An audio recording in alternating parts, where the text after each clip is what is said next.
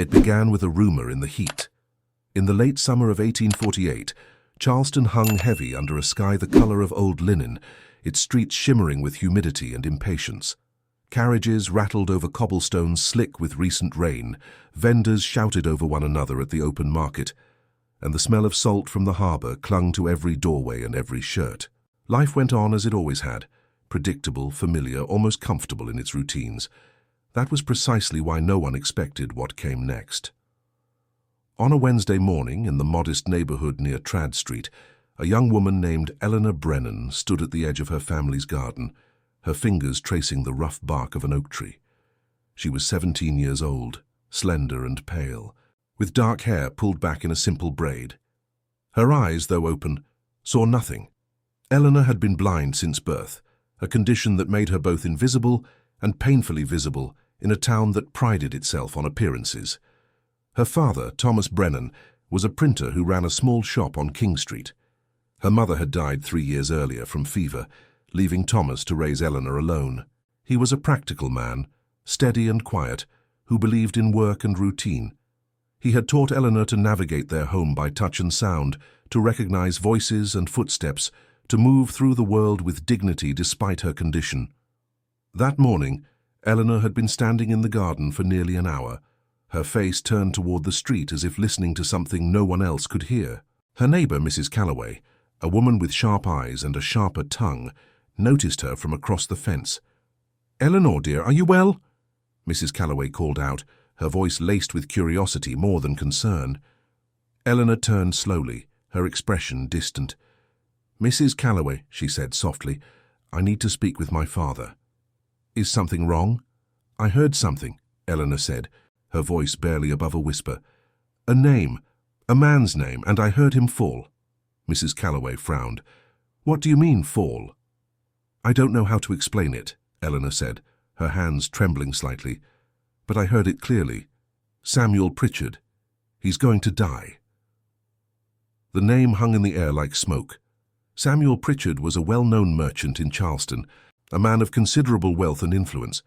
He owned a shipping company and lived in a grand house on Meeting Street. He was 46 years old, married, and by all accounts in excellent health. Mrs. Calloway's frown deepened. "Eleanor, that's a terrible thing to say. You shouldn't speak of such things." "I'm not making it up," Eleanor insisted, her voice firming. "I heard it. I don't know how, but I did." Mrs. Calloway stepped back from the fence, her expression caught between pity and alarm.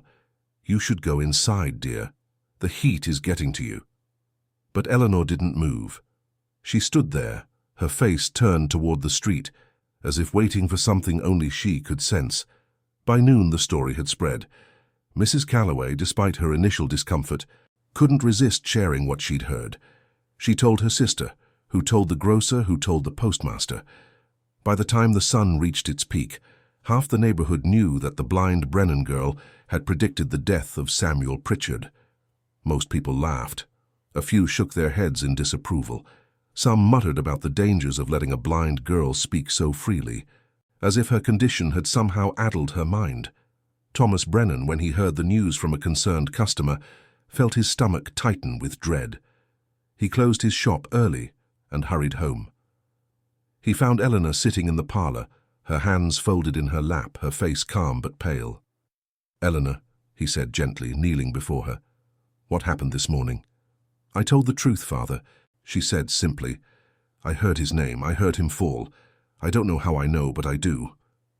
Thomas studied her face, searching for some sign of fever or confusion, but her expression was clear, her voice steady. Whatever she believed it completely. "Eleanor," he said carefully, "Samuel Pritchard is a healthy man.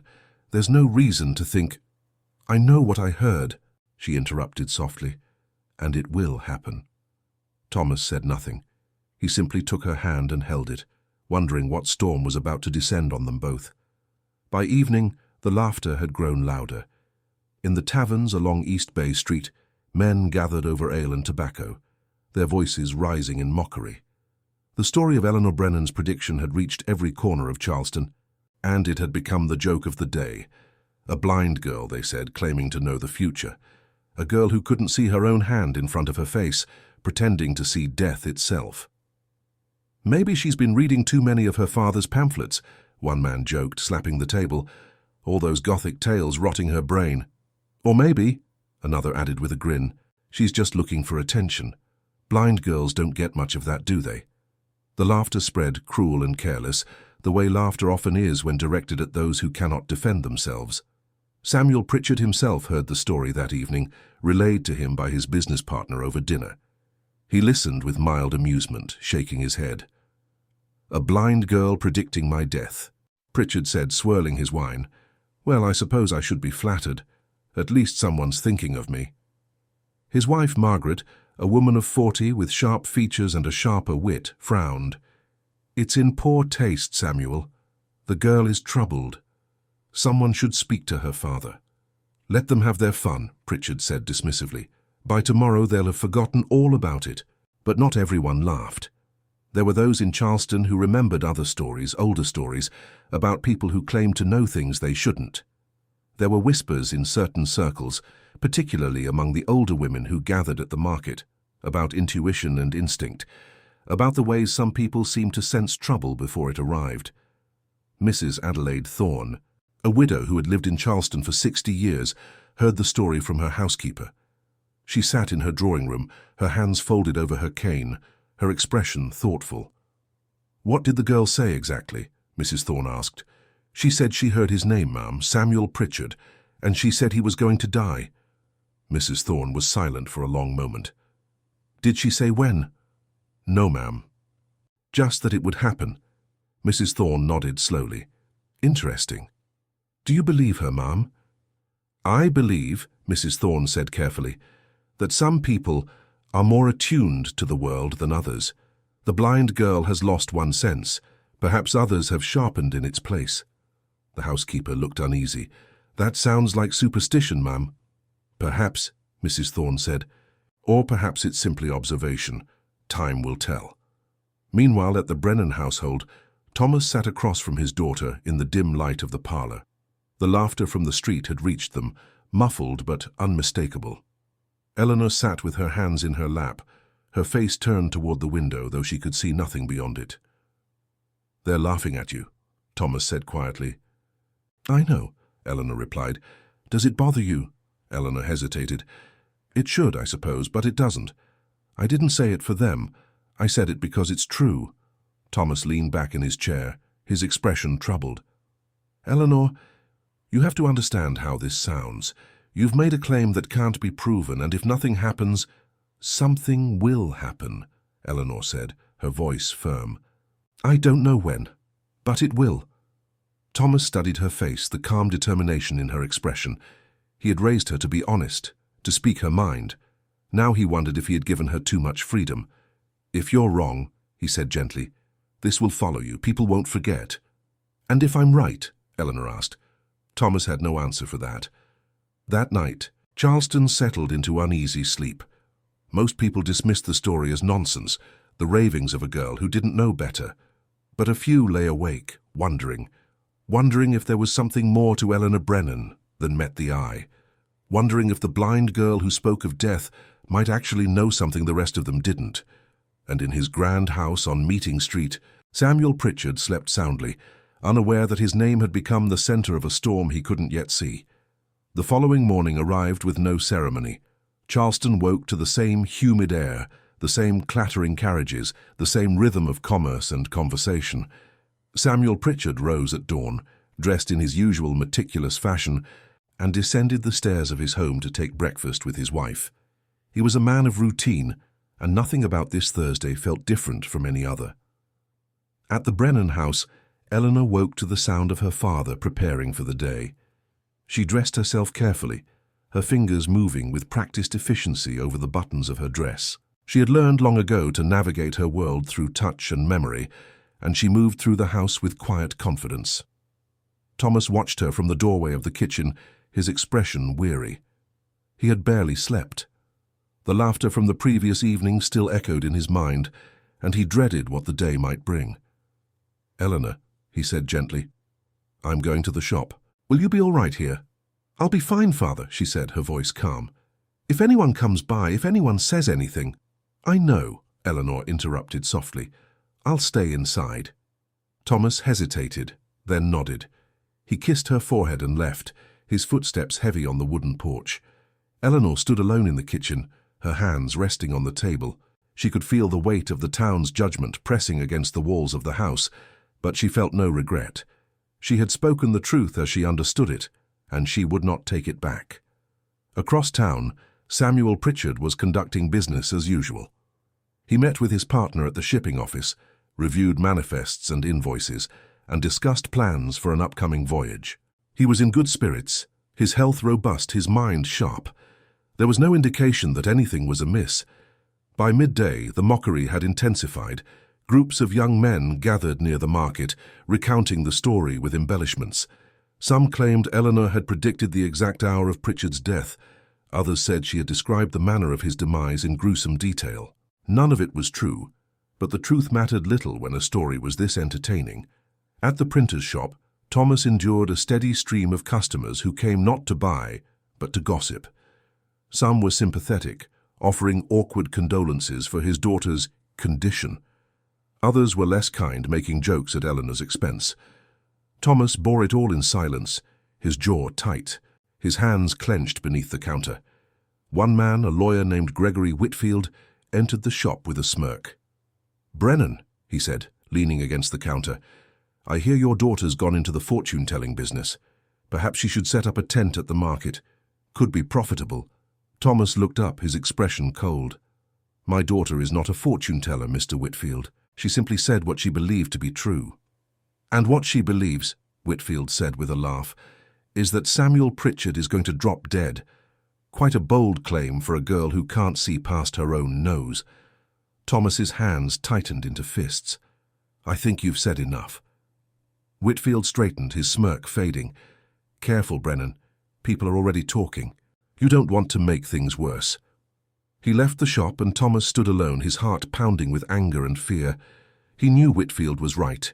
The town's judgment was already forming, and if Eleanor was wrong, they would never forgive her. And if she was right... He couldn't finish the thought.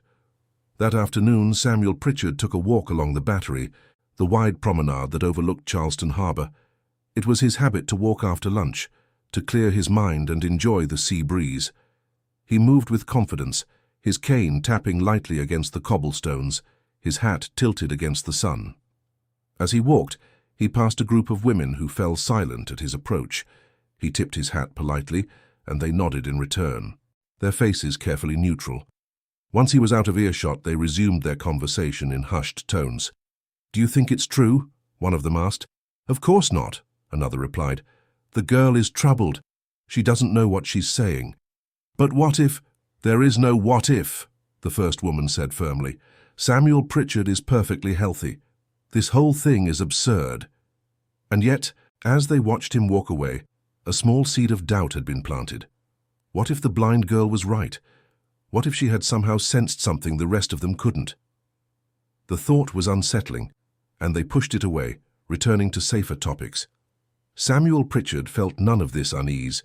He walked the length of the Battery, returned home, and spent the evening reviewing business correspondence.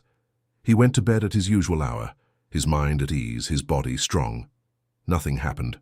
The next morning, Charleston woke to find Samuel Pritchard alive and well. The laughter grew louder. The mockery intensified. Eleanor Brennan, they said, had been proven wrong. The blind girl who spoke of death had been revealed as nothing more than a foolish, misguided child. But Eleanor said nothing. She simply waited. The weekend passed without incident. Samuel Pritchard attended church on Sunday, sitting in his usual pew with his wife. He greeted neighbors, shook hands with the minister, and participated in the service with his customary dignity. To all outward appearances, he was the picture of health and stability. The story of Eleanor Brennan's prediction had become a fading joke, something to be mentioned in passing and then dismissed with a laugh.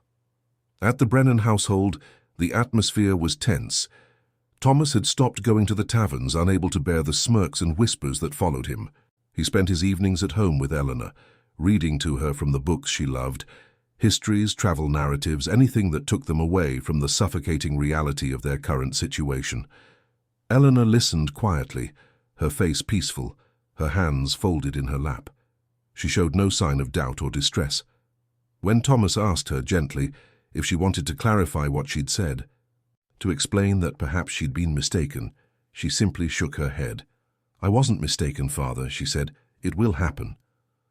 Thomas didn't know whether to admire her conviction or fear it. By Monday, the town had moved on. New scandals emerged, new gossip circulated, and Eleanor Brennan's prediction was relegated to the category of embarrassing mistakes best forgotten. Mrs. Calloway, who had been the first to spread the story, now avoided the Brennan house entirely, too ashamed to face Thomas or his daughter. Samuel Pritchard, for his part, had forgotten the entire affair. He was a busy man with important concerns, and the ravings of a blind girl held no interest for him. He spent Monday morning at his office, reviewing shipping schedules and negotiating contracts. He was in excellent spirits. At noon, he decided to inspect one of his warehouses near the waterfront. It was a routine visit, something he did every few weeks to ensure his operations were running smoothly. He walked with his business partner, a man named Henry Caldwell, discussing plans for expansion as they made their way through the crowded streets. The warehouse was a large brick building near the docks, filled with crates and barrels waiting to be loaded onto ships. The air inside was thick with the smell of tar and tobacco, and sunlight filtered through high windows, casting long shadows across the floor. Pritchard moved through the space with practiced ease, inspecting inventory, questioning workers, making notes in a small leather book he carried. Caldwell followed, answering questions and offering suggestions. Everything seemed perfectly ordinary. They were on the second floor, examining a stack of cotton bales, when Pritchard paused. He pressed a hand to his chest, his expression momentarily uncertain. "Samuel?" Caldwell asked. "Are you all right?" "I'm fine," Pritchard said, though his voice sounded strained. "Just a bit of indigestion, I think." He took a step toward the stairs, then stopped again. His breathing had become shallow, his face pale. He reached out to steady himself against a wooden beam, but his hand slipped. "Samuel!" Caldwell shouted, rushing forward. Pritchard's legs buckled. He fell heavily to his knees, clutching his chest, his eyes wide with confusion and pain. Caldwell grabbed him by the shoulders, trying to keep him upright, but Pritchard's weight was too much. He collapsed onto the floor, gasping for air. Workers rushed over, their voices overlapping in panic. Someone ran for a doctor. Someone else brought water, but Pritchard's breathing was growing weaker, his face turning grey. "Samuel, stay with me," Caldwell pleaded, his hands shaking. "The doctor is coming, just hold on." But Samuel Pritchard couldn't hold on. His eyes, which had been so full of life and certainty just minutes before, grew distant. His body went still, and in the dim light of the warehouse, surrounded by cotton and cargo, one of Charleston's most prominent merchants died. The news reached town within the hour. A messenger ran to Pritchard's house, his face pale, his hands trembling. Margaret Pritchard collapsed when she heard, her cries echoing through the grand rooms of her home. Servants rushed to her side, but there was nothing anyone could do. Samuel Pritchard was gone. By late afternoon, the entire town knew. Shock rippled through the streets. People gathered in clusters, their voices hushed, their expressions disbelieving. Samuel Pritchard, who had been so healthy, so strong, had simply fallen, just as Eleanor Brennan had said. At the printer's shop, Thomas heard the news from a customer who burst through the door, breathless and wide-eyed. "It happened," the man said. "Pritchard is dead. Your daughter was right." Thomas felt the blood drain from his face. He stood frozen, unable to speak, unable to move. The customer stared at him, waiting for a response, but Thomas had none to give. He closed the shop and walked home in a daze. When he arrived, he found Eleanor sitting in the parlor, her face calm, her hands folded in her lap. "You heard," she said softly. "Yes," Thomas whispered. "How did you know, Eleanor? How could you possibly have known?" Eleanor was silent for a long moment. Then she said, "I don't know, Father. I just heard it, his name, his fall. I heard it as clearly as I hear your voice now." Thomas sank into a chair, his head in his hands. The town had laughed at his daughter. They had mocked her, dismissed her, treated her like a fool. And now she had been proven right. and he had no idea what would happen next. The town changed overnight. By Tuesday morning, Charleston had transformed from a place of mockery into a place of fear. The death of Samuel Pritchard hung over the streets like fog, thick and oppressive, impossible to ignore. People who had laughed just days before now spoke in whispers, their voices tight with unease. The blind girl had known. Somehow, impossibly, she had known. Thomas Brennan opened his shop that morning with trembling hands.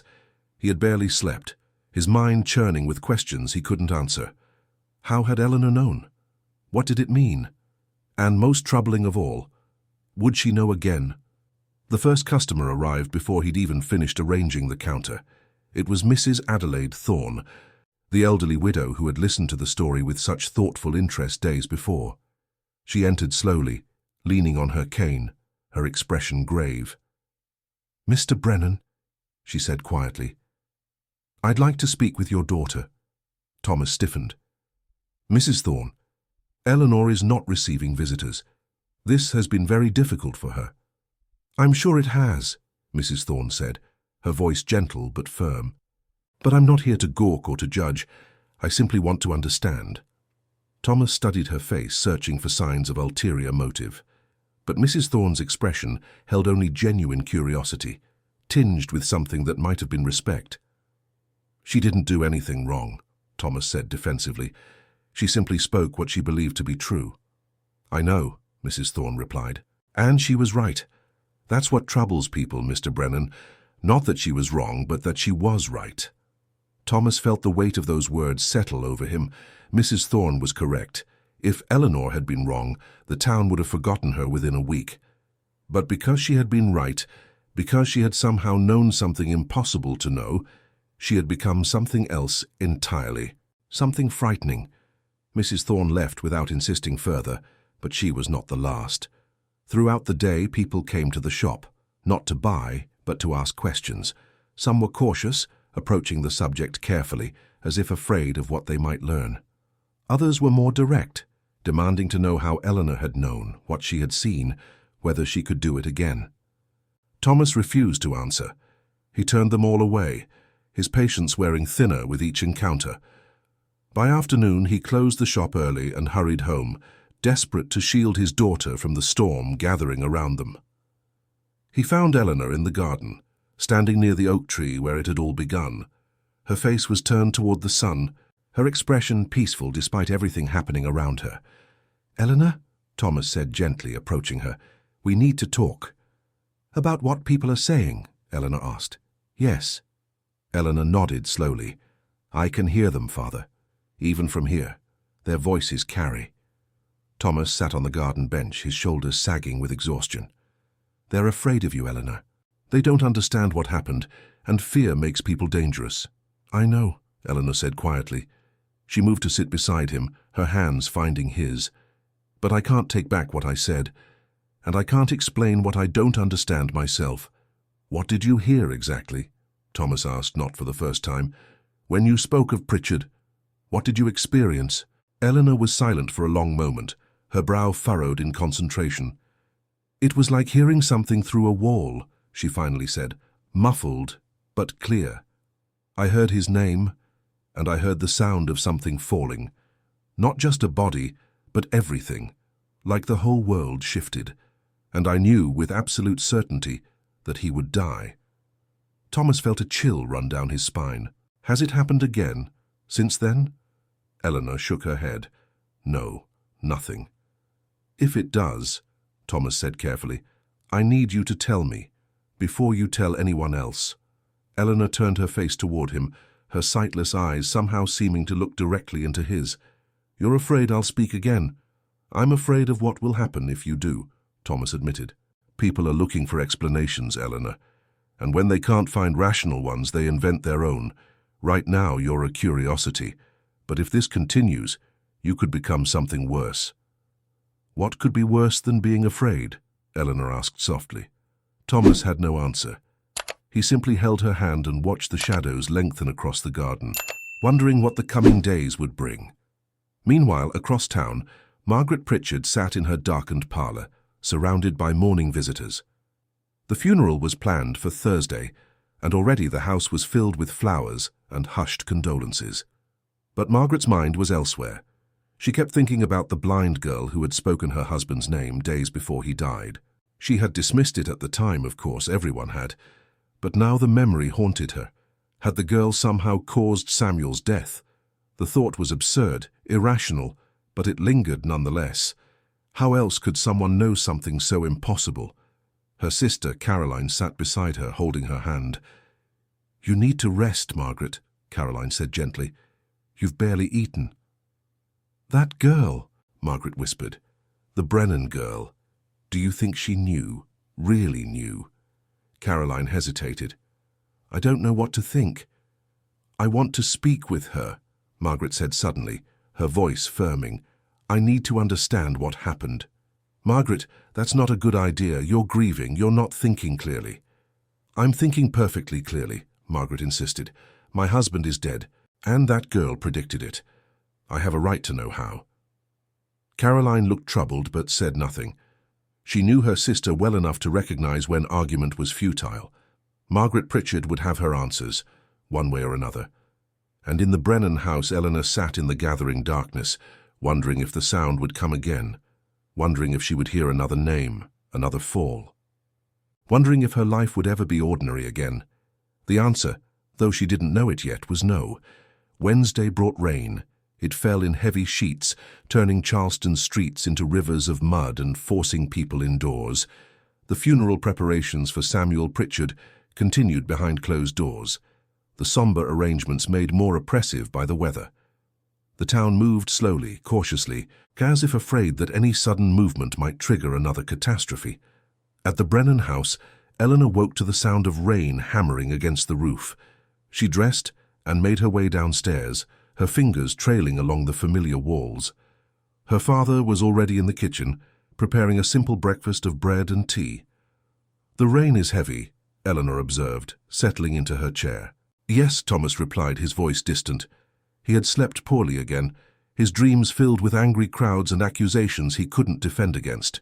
They ate in silence, the only sound the relentless drumming of rain.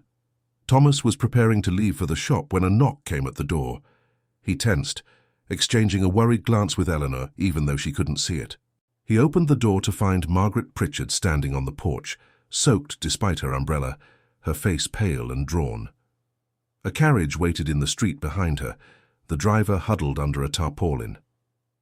"Mrs. Pritchard," Thomas said, his voice filled with surprise and concern. "Please come in." Margaret stepped inside, water dripping from her mourning clothes. She looked around the modest interior of the house, her gaze finally settling on Eleanor, who sat motionless at the kitchen table. "I need to speak with your daughter," Margaret said, her voice tight with emotion. Thomas hesitated. "Mrs. Pritchard, I'm so sorry for your loss, but Eleanor has been through a great deal. I'm not sure—" "I'm not here to accuse her of anything," Margaret interrupted. "I just need to understand, please." Thomas looked at Eleanor, who nodded slightly. He gestured toward the parlor. "We can talk in here." They settled into the small room, Margaret perched on the edge of a chair, Thomas standing protectively near his daughter. Eleanor sat calmly, her hands folded, her face turned toward Margaret's voice. "Miss Brennan," Margaret began, her voice wavering. "You spoke my husband's name 4 days before he died.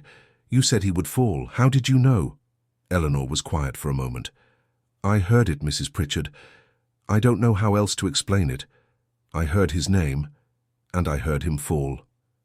"Heard it from where?" Margaret pressed. "From whom?" "I don't know," Eleanor said softly. "It wasn't a voice speaking to me.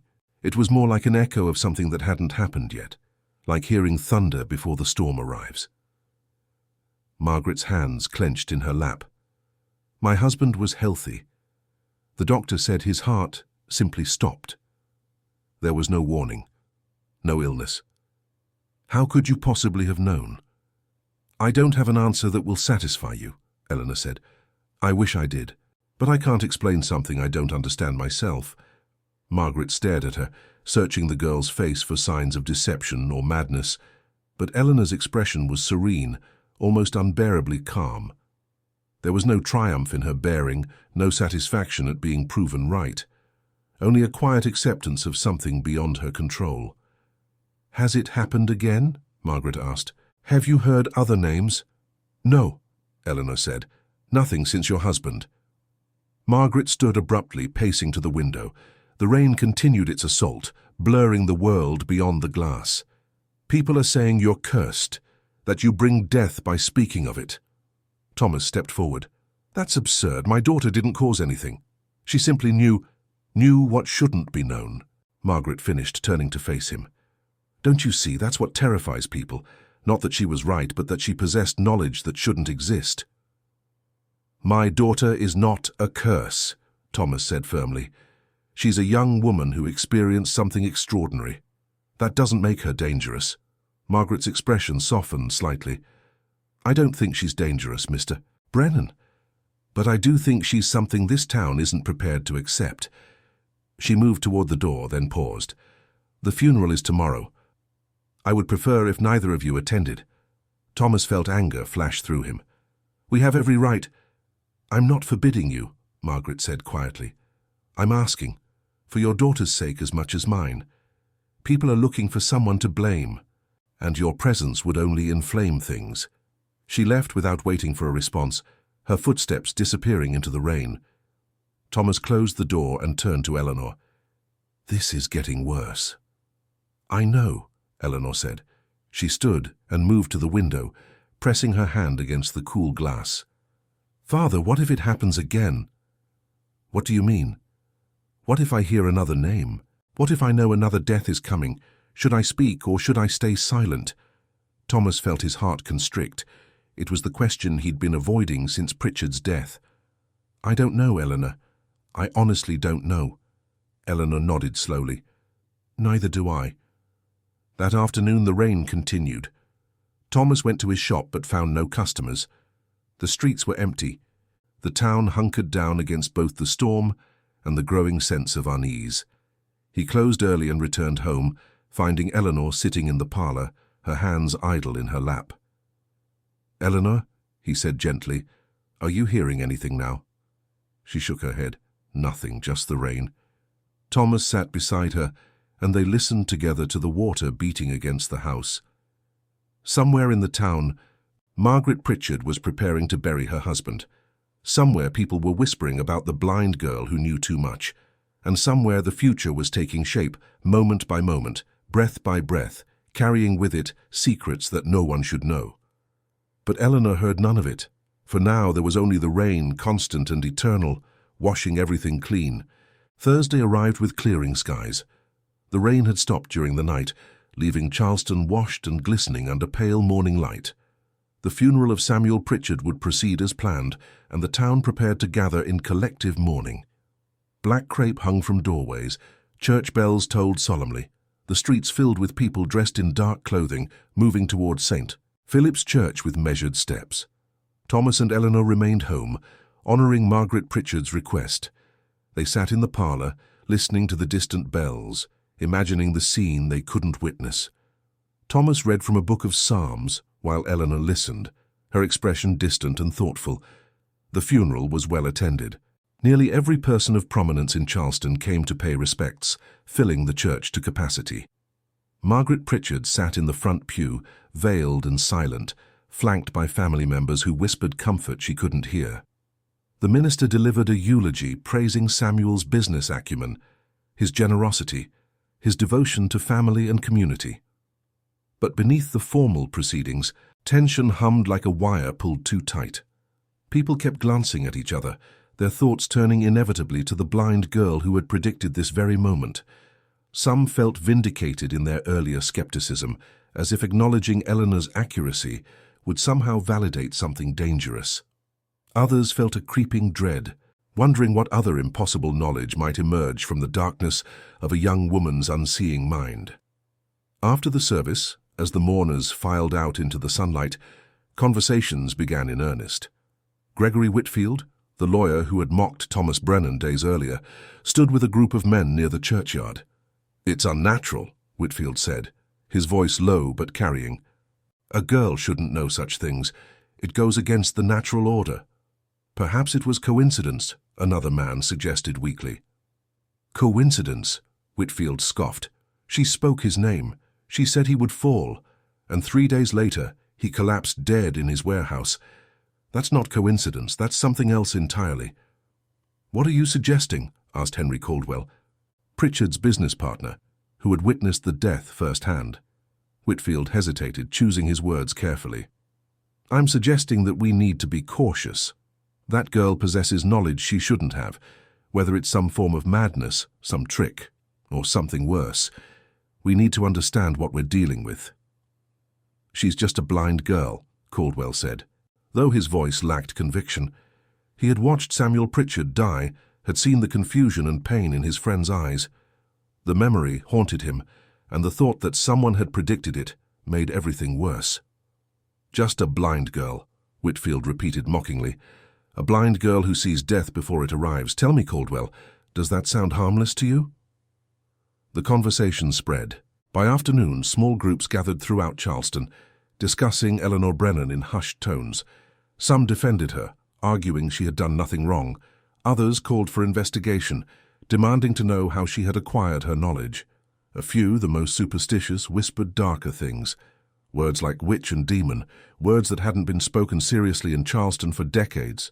Thomas heard echoes of these conversations when he ventured out that evening to buy bread. The baker, a usually friendly man named Porter, handed over the loaf without meeting his eyes. Mr. Porter, Thomas said carefully, is something wrong?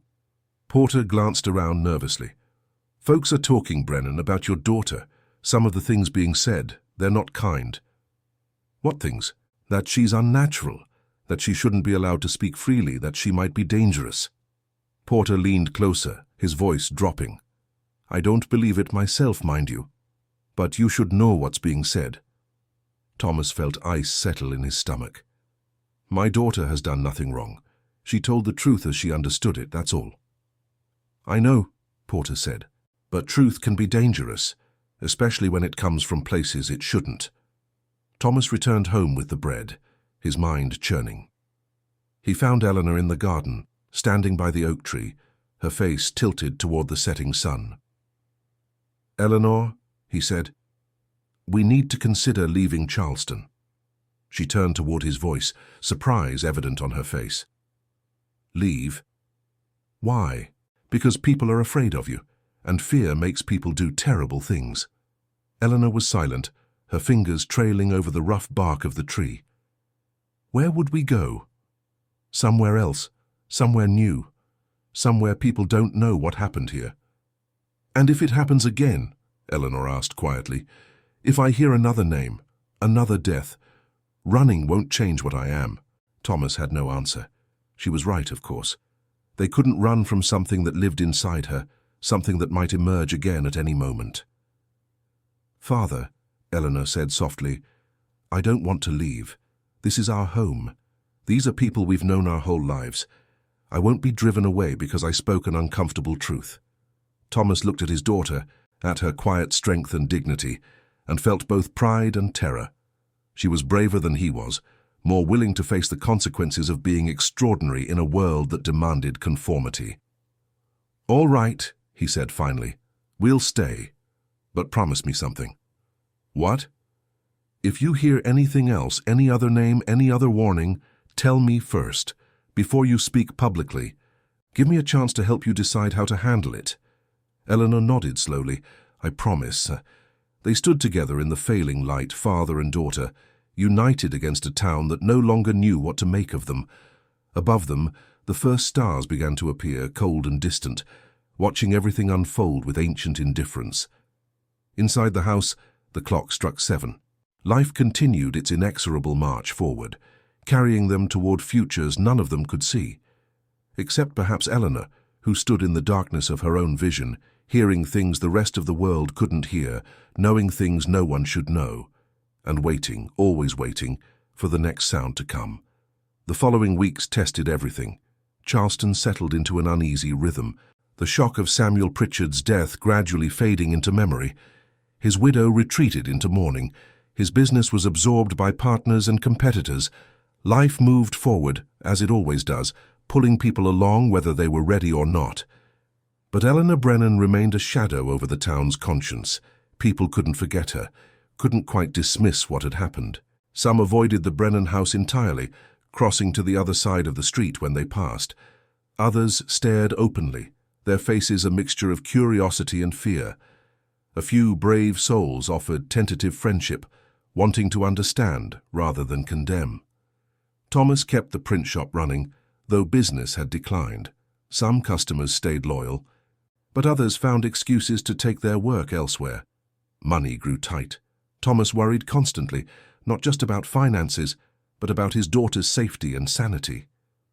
Eleanor maintained her composure with remarkable grace. She went about her daily routines, helping with household tasks, tending the garden, reading with her father in the evenings. She showed no sign of distress, no indication that the town's judgment affected her. But Thomas sometimes caught her standing perfectly still, her head tilted as if listening to something beyond normal hearing, and his heart would clench with dread. One afternoon in late September, nearly a month after Pritchard's death, Mrs. Adelaide Thorne returned to the shop. Thomas looked up from his work, surprise evident on his face. "Mrs. Thorne," he said, "how can I help you?" "I'd like to commission some printing," she said, settling into a chair with her usual dignified bearing. "Invitations for a gathering I'm hosting." Thomas prepared the materials, grateful for the business. As he worked, Mrs. Thorne watched him with keen eyes. "How is your daughter managing?" she asked. Thomas paused. "As well as can be expected. She's stronger than people give her credit for," Mrs. Thorne observed. "It takes courage to speak an unpopular truth." "Or foolishness," Thomas said quietly. "Sometimes they're the same thing," Mrs. Thorne replied. "But I don't think Eleanor is foolish. I think she's remarkable." Thomas looked at her, searching her face for mockery or manipulation. But Mrs. Thorne's expression held only genuine respect. "Why do you believe that?" he asked. "Because she didn't seek attention or acclaim," Mrs. Thorne said. "She simply spoke what she knew to be true, regardless of the consequences. That's integrity, Mr. Brennan. It's rare and valuable." Thomas felt unexpected tears prick his eyes. "Thank you," he whispered. Mrs. Thorne nodded. "The world needs people who tell uncomfortable truths, even when it costs them everything." She collected her invitations and left, leaving Thomas alone with thoughts that churned like storm clouds. That evening, as Thomas and Eleanor sat together after dinner, she suddenly stiffened. Her hands gripped the arms of her chair, her face going pale. "Eleanor," Thomas said, alarm flooding through him. "What is it?" "I hear it," she whispered. "Another name." Thomas felt the world tilt. "Who?" Eleanor's voice was barely audible. "James Whitfield, Gregory Whitfield's brother." Thomas's blood ran cold. James Whitfield was a young man, barely 30, healthy and vigorous. He worked as a clerk at the courthouse. And his brother Gregory was one of Eleanor's most vocal critics. "Are you certain?" Thomas asked, though he knew the answer. "Yes," Eleanor said, her voice steadier now, just like before. His name and the sound of falling. Thomas stood, pacing the room. "You can't speak of this, not publicly, not yet." "I promised I would tell you first," Eleanor said. "And I have. But Father, if I know this, if I can prevent it somehow—" "You can't prevent it," Thomas said firmly. "You know that. Whatever you heard, whatever you sensed, it's knowledge of something that will happen, not something you can change."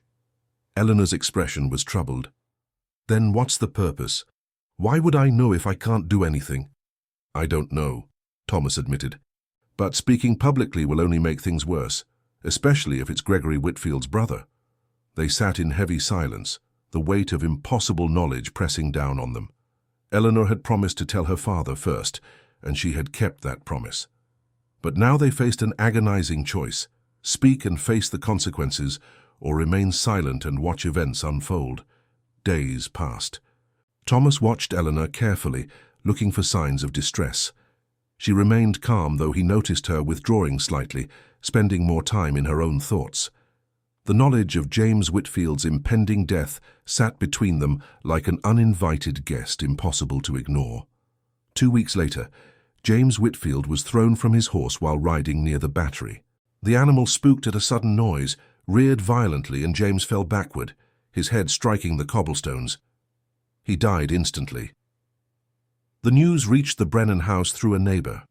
Thomas sat down heavily, his face draining of color. Eleanor stood by the window, her expression unreadable. "She knew," Thomas whispered. "She knew, and we said nothing." "We couldn't have stopped it," Eleanor said quietly. "You said so yourself." "But if we'd warned him, he wouldn't have believed us," Eleanor interrupted. "No one would have, and it would have only made everything worse." Thomas knew she was right, but the knowledge offered no comfort. They had known, and James Whitfield had died anyway, and now they carried that secret like a stone in their hearts. The town mourned again, this time with less ceremony. James Whitfield's funeral was smaller, quieter. Gregory Whitfield, pale and shaken, buried his brother and disappeared from public life for several weeks. Eleanor never spoke publicly about knowing of James's death. She and Thomas kept the knowledge between them, a burden they shared in silence. But something had changed in Eleanor. She seemed older somehow, weighted by understanding that grew heavier with each passing day. One evening, as autumn deepened and the air turned crisp, Eleanor sat with her father in the parlor. "Father," she said softly, "I think I understand now why I hear these things." "Why?" Thomas asked. "Not to prevent them, not to change anything, but simply to bear witness. To acknowledge that these deaths matter, that these people existed and will be missed." She paused. "It's a responsibility, not a gift." Thomas looked at his daughter, at her serious face and unseeing eyes, and realized she had grown beyond him in ways he couldn't fully comprehend. "What will you do if it happens again?" he asked. "I don't know yet," Eleanor said honestly. "But I won't run from it. Whatever this is, whatever I am, I have to accept it." They sat together in the gathering darkness, surrounded by the quiet sounds of evening. Charleston continued outside their walls, indifferent and eternal. And Eleanor Brennan, the blind girl who spoke of death, waited for whatever would come next, knowing that some truths must be spoken, regardless of the cost. The town had laughed, then feared, then mourned. But Eleanor remained constant and unshakable, a witness to endings that came whether anyone acknowledged them or not, and in that constancy she found something like peace. The story ended not with answers, but with acceptance. Some mysteries cannot be explained, only endured. Some knowledge cannot be shared, only carried. And some people, like Eleanor, must walk through life bearing burdens others cannot see, speaking truths others cannot hear, and finding strength in the simple act of continuing forward. Charleston would remember her always, the blind girl who knew what no one should know. And she would remember Charleston, the town that laughed until it couldn't anymore. Every family hides secrets, some so dark they should never see the light of day. Here, we open the doors to those shadowed pasts, uncovering hidden crimes, silent pacts, and stories that echo like ghosts through the halls of memory. If you've made it this far, it means you also carry that forbidden curiosity. So don't hesitate. Subscribe to the channel now, turn on the bell, and follow our next revelations. Because every day, new secrets emerge, and only those who dare to face the truth remain to hear them.